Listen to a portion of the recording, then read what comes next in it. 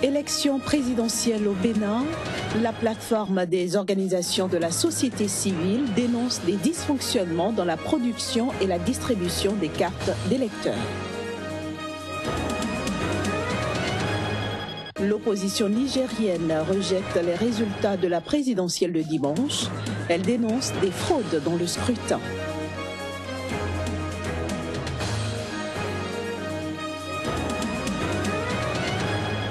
L'Organisation des Nations Unies sera bientôt dirigée par une femme. Parole de Hélène Plaque, administratrice du PNUD, que nous suivons dans un instant.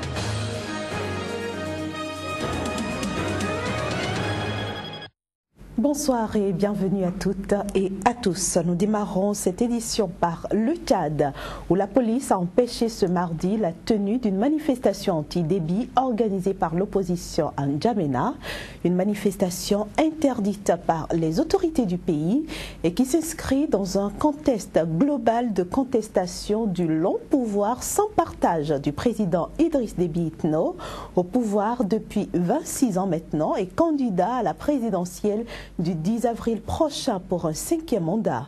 Signalons que demain mercredi, la plateforme Ça suffit, lancée par la société civile pour demander notamment le départ du président Déby, entend organiser une journée ville morte dans tout le pays.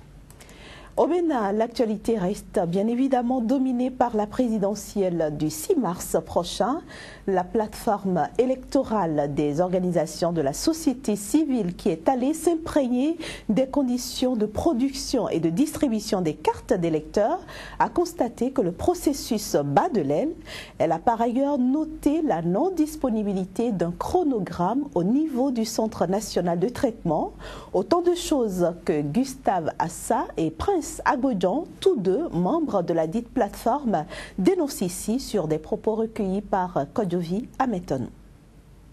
Ils n'ont pas pu nous dire exactement comment est-ce qu'ils entendent sortir les cartes et à quel rythme cela va finir pour qu'on sache quand est-ce qu'on peut le faire. Mais je crois qu'ils nous ont rassuré qu'il n'y aura pas de distribution de cartes le jour des élections. Mais ça ne nous suffit pas. Est-ce que le citoyen du Mono qui n'a pas sa carte maintenant, le citoyen du Zoo qui n'a pas sa carte, le citoyen de l'Ouémé Plateau qui n'a pas sa carte, quel type d'assurance on peut lui donner et à quel rythme, à quel moment peut-on être sûr qu'il a sa carte pour pouvoir voter? Et donc, nous pouvons conclure que les éléments qui ont été mis à la disposition de la population à travers les réseaux concernant la question qui est posée a d'une part eu sa solution dans la publication des listes déjà et d'autre part à la responsabilité des magistrats et qui à mon avis ne peuvent pas s'amuser à faire cela. De toutes les façons, l'article 99 du code électoral est très clair là-dessus. Avant la centralisation, le législateur a dit que immédiatement après le dépouillement, donc avant la centralisation, le résultat du scrutin est rendu public et affiché sur les mêmes lieux du vote. À partir du moment où les candidats détiennent leurs fiches de dépouillement avec leurs résultats, détiennent les copies des PV avec leurs résultats, la notion de centralisation n'est qu'un élément de fait qui sera contesté. Si vous le faites mal, les preuves qui sont déjà des preuves prises au niveau des bureaux de vote, dont une copie est immédiatement envoyée à la Cour constitutionnelle, vont essayer d'éclairer les uns les autres. Restons au Bénin, cette fois-ci pour donner la parole au maire de Ouida et président du RDL Vivotin, qui a réitéré ce mardi son engagement à porter à la Marina le candidat Sébastien Germain Adjavon. Séverin Adjovi a par la même occasion clarifié la nature de ses relations avec le président de la RB, Léadi Soglo, qui lui a rendu visite à quelques minutes de sa déclaration d'aujourd'hui. Mes chers compatriotes, un adage béninois devenu très populaire chez nous, issu d'un icône, général Mathieu Kérékou, se référant à l'illustre leader chinois Mao Zedong, a dit, et je le cite, qui n'a pas fait l'enquête n'a pas droit à la parole. Fin de citation. Sans être un divin ni un dévin, le président de la République du Bénin de 2016 sera un originaire de Ouidah. C'est donc naturellement entre Lionel Zissou, Patrice Talon, Irénée Pascal Koupaki et Sébastien Germain Adiavon, sans exclure tous les autres candidats qui ont leur chance. Mais le maire prophète a son choix. En tant qu'homme politique, président du RDL Vivotin. En effet, après analyse des projets de société et échange avec ma population, il me choisit l'honneur de vous livrer le nom de mon cheval gagnant. Mon cheval gagnant est donc Adiavon Germain Sébastien. L'IA Diana Solo, c'est un rendez-vous de longue date qu'on avait fixé depuis 3-4 jours. Je ne savais même pas que... Je devais finir avec la presse depuis hier. Et on avait rendez-vous, je n'ai pas eu le temps de lui dire « Attention, je serai occupé ». Il est venu me saluer, il a été surpris de vous voir, donc il n'a pas de... C'est sa maison ici. Direction maintenant le Niger où l'opposition ne reconnaît pas les résultats de l'élection présidentielle annoncée par la Commission électorale nationale indépendante. C'est du moins ce qu'a déclaré ce mardi le porte-parole de la coalition d'opposition qui a dénoncé en cette occasion des fraudes dans le scrutin. Les partis de la COPA 2016 ne permettront pas de voler les suffrages du peuple nigérien. Nous confronterons en temps opportun nos données et celles dont ils disposent. Il est évident que tel que ça a été proclamé jusqu'à maintenant, on ne peut pas les reconnaître. La COPA invite tous ses militants à se mobiliser comme un seul homme pour contrer le coup de force en préparation et défendre la légitimité populaire qui s'est exprimée dans les urnes. Rendons-nous maintenant au Burundi. Le président Pierre Nkurunziza s'engage à ouvrir un dialogue inclusif avec l'opposition de son pays. Il a fait cette déclaration ce mardi même en présence du secrétaire général des Nations Unies, Ban Ki-moon. Déclaration qui s'inscrit dans une série de mesures prises ces derniers jours par le gouvernement burundais. Toute chose qui ne semble pas rassurer l'opposition burundaise, elle a immédiatement dénoncé une fausse ouverture. Toujours en télégramme, le président nigérian Muhammadu Buhari, en visite officielle en Arabie Saoudite, s'est entretenu ce mardi à Riyad avec le roi Salman.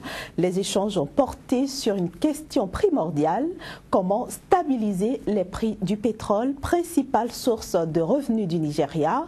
Les relations bilatérales entre Riyad et Lagos et la situation régionale ont aussi été abordées par les deux personnalités au cours de cette première étape d'une visite d'une semaine qui conduira également le président Muhammadu Buhari au Qatar. Et puis l'Organisation des Nations Unies aura bientôt une femme à sa tête. Ce n'est pas moi qui l'affirme, mais plutôt Hélène Clark qui dirige le programme des Nations Unies pour le développement, la plus grande agence onusienne. Plus de précisions dans ce reportage signé Clé-Stéphane Sacramento. 6 candidats, dont 3 femmes, se sont déjà officiellement déclarés, mais d'autres candidatures sont attendues avant que ne commencent des auditions en avril à l'Assemblée générale. Parmi les femmes en lice pour le poste figure la directrice de l'Organisation des Nations Unies pour l'éducation, la science et la culture, UNESCO, Irina Bokova. La femme la plus haute placée dans la hiérarchie de l'ONU hésite encore cependant à se lancer dans la course à la succession de Ban Ki-moon. Le mandat de ce dernier se termine dans 10 mois. C'est ouvert. Une décision devrait être prise d'ici la fin de l'année, mais je n'ai rien décidé pour le moment. Chaque pays, chaque grande institution, comme l'ONU, doit s'attendre à être dirigé un jour ou l'autre par une femme.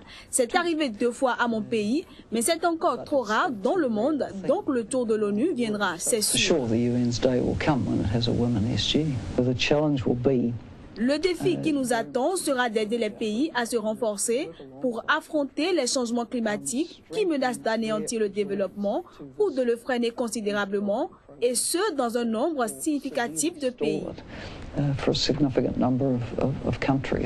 Pour Hélène Clark, souvent citée comme une candidate potentielle à ce poste, une femme secrétaire générale marquerait une différence. Hélène Clark présidera mercredi une réunion ministérielle qui réunira 80 pays pour faire le point sur la stratégie de l'ONU en faveur du développement.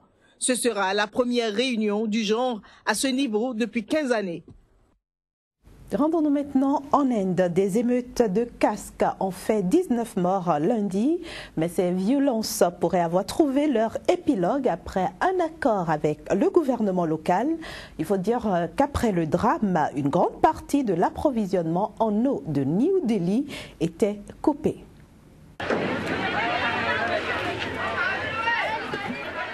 Les manifestations qui ont secoué ces derniers jours l'État de Haryana ont pris fin.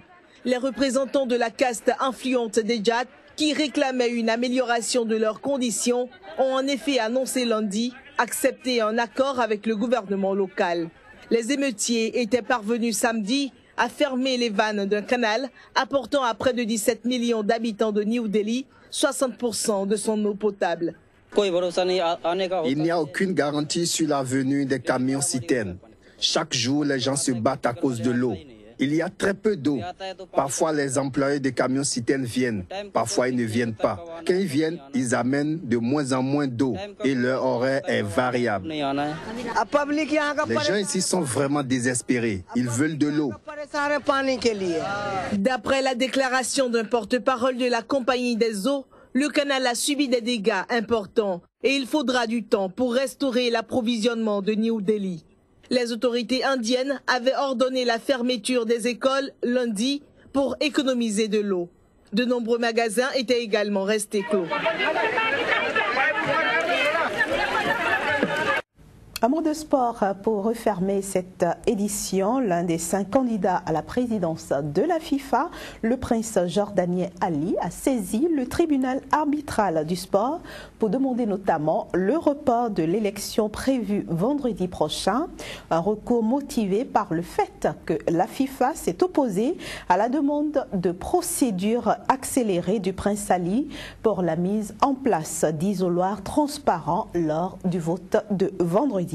Notons que l'élection du président de la FIFA prévue donc vendredi prochain verra les 209 fédérations nationales membres de la FIFA désigner le successeur du Suisse Joseph Blatter. Voilà, mesdames et messieurs, ce sera tout pour cette édition que j'ai eu du plaisir à vous présenter. Passez une très belle soirée.